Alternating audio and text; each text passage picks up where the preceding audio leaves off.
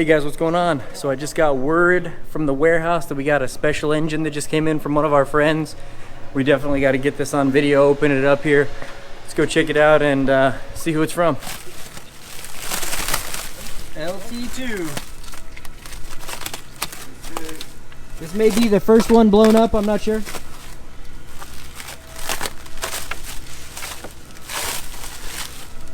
It's definitely going to be the first Texas speed-built one, that's for sure. Oh, yes. Yeah, no, there's nothing here for you guys. That was the... I can't... I'm out. You guys can have the motor. We appreciate the treats, some beverages, some snacks, and patriotic. Look at that. She knows how we do it here at Texas Speed. America.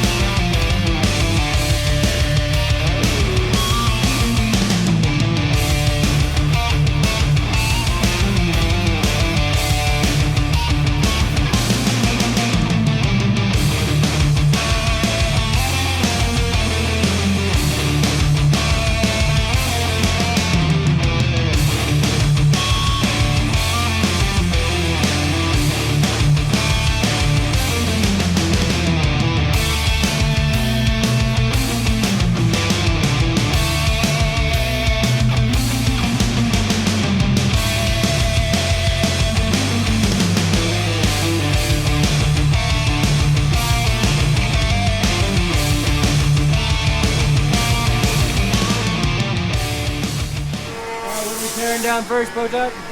I'll just start taking stuff off.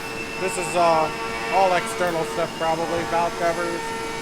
Probably go to the rocker arms, the fuel system, direct injection stuff can come off. Probably pull off the valley plate so you can kind of see what's going on with that extra oil pump in there. Then we'll start doing the front end. I was kind of looking this over. I've only seen drawings, like the CAD drawings of this block. But it looks like the bell housing is a little bit different than the LT1 or small block. It's missing the bolt here, which kind of makes sense because it has a smaller flywheel than probably a smaller little starter there. But anyway, we'll start pulling apart and see what else we find. That looks the same.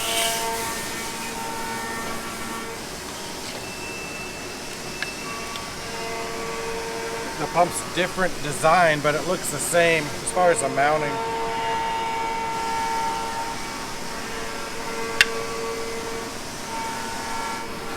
Well, I'm not sure if it's 4 cylinders or 8 cylinders. A lot of the stuff I saw showed 8. Let's take a look. It looks like 1, 2, 3, 4. So I think it still shuts down the 4 cylinders like it used to.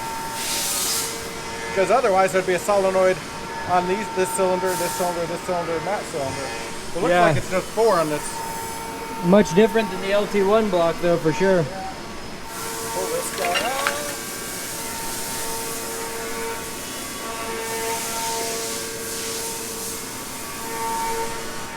Cylinder head 2.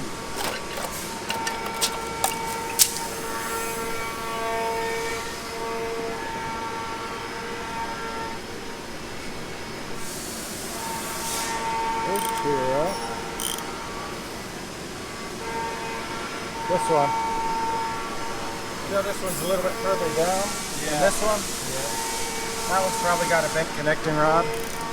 That's basically the PCV and the DOD all in one. Or AFM. It does have the extra wiring connectors for the other cylinders. So they're only using half of it right now. So maybe on other vehicles we'll see it pull off all the other ones like the L84 and stuff. And then this is looking a lot different right here, Potak. Yeah. So it looks like all of the drain back for the cylinder heads is coming into the valley here. And there's some drain back onto the cam. But it looks like for the most part it's sucking it up in this little oil pump here. It's got a little pickup tube.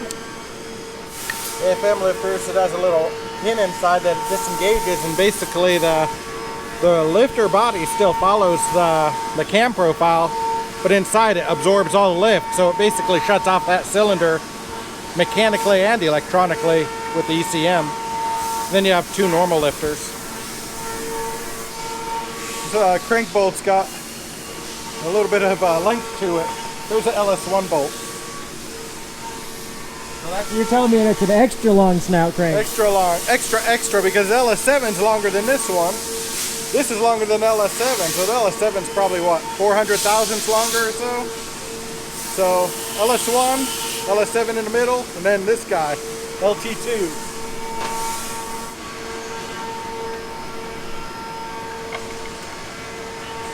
Oh, there's a chain inside. So perhaps it's chain. Oh, nice. It's a double chain. Double chain! Okay, so Dang, look at that pump.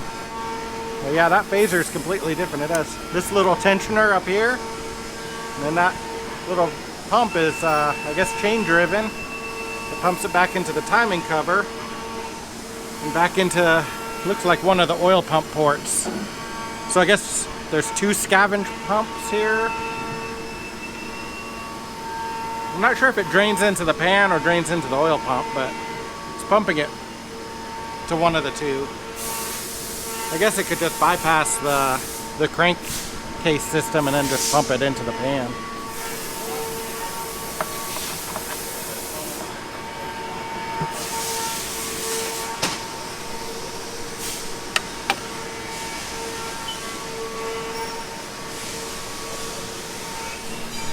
You can kind of see all three of the pumps inside there. Why it's so thick. Let's see.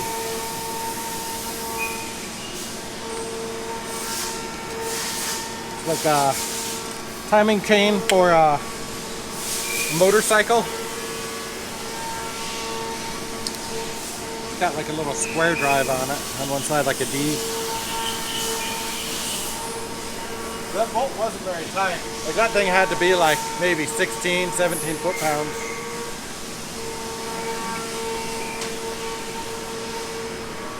And here, maybe we should take this. Well, we can't take it out until we get the gear off. Then we could probably pull this out.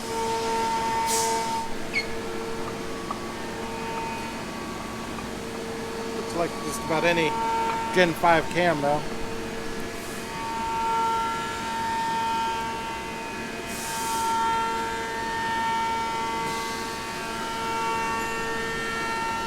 Yeah. Oh, we didn't really look at the pan a whole lot. Man, that thing's light. So, whoops, I dropped the pan bolt.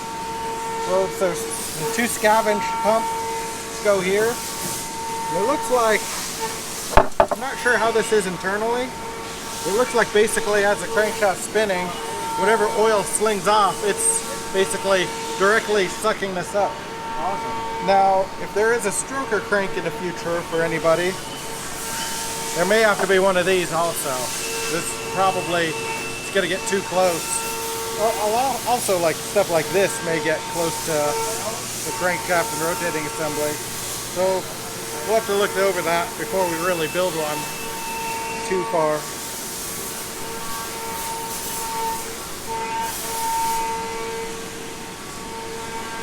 What I'm not sure about is why there's two of them. I don't know if maybe the odd ones go to one side and maybe the even ones go to another side. I haven't really researched it that thorough. It's pretty much all just put together by like silicone, huh? Yeah, that's how the Gen 5s have been for a little bit. And you can't do a whole lot. I mean, we tried to get gaskets made, but like for instance, the timing cover, if you space it out, you're pulling it away from the cam sensor, away from the gear, so you can't really put a gasket on. Most of the LS1 gaskets are like 100,000 sticks, so you obviously can't space a cam sensor 100,000. Yeah. So that's kind of the bad thing. So your gasket kit's now a tube of silicone.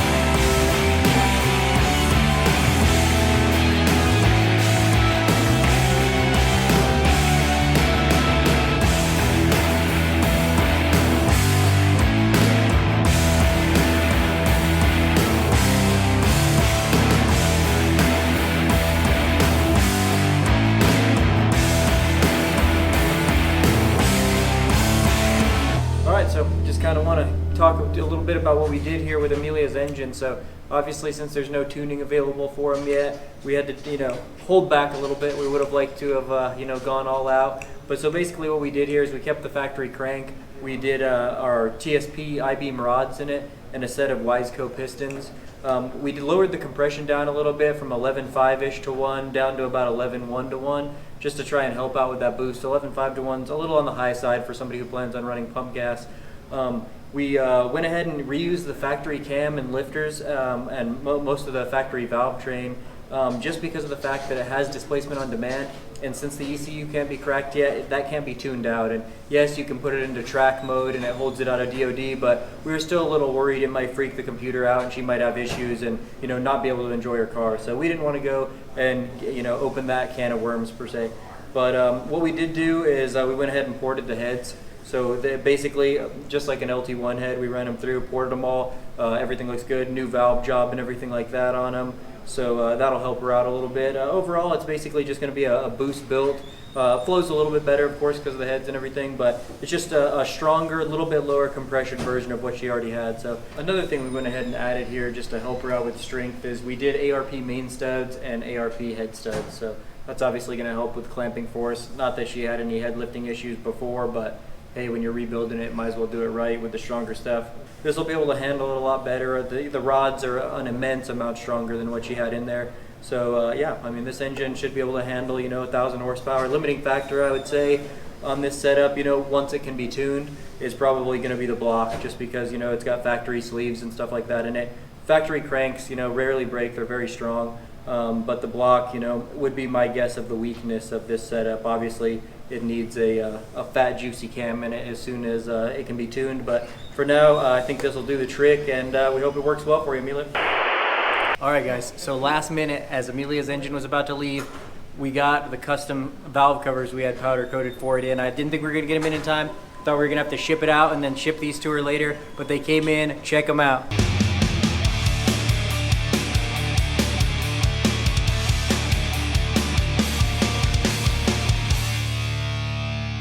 So she told us she wanted some old school looking flames on a set of valve covers. I think they came out pretty good and they definitely look old school. Hope you like them.